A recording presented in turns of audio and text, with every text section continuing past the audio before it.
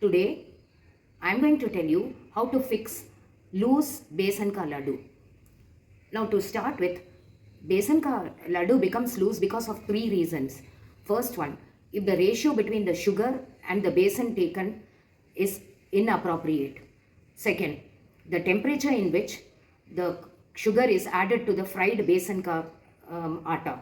And the third one is intervals in which the ghee is added to the fried besan ka ladoo. Now, I will tell you how to fix the loose besan ka ladoo which is already made.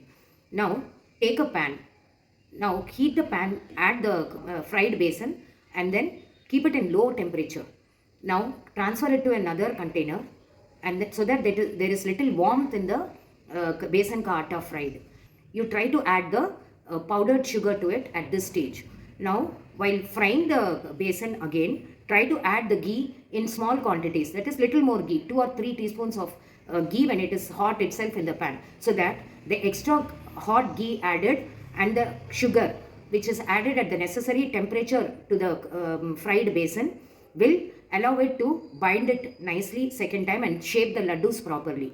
Hence, care should be taken when to add the powdered sugar to the fried besan ka ladoo. If this is taken care, then if the ghee is also appropriate in amount, then you can shape the ladoos properly.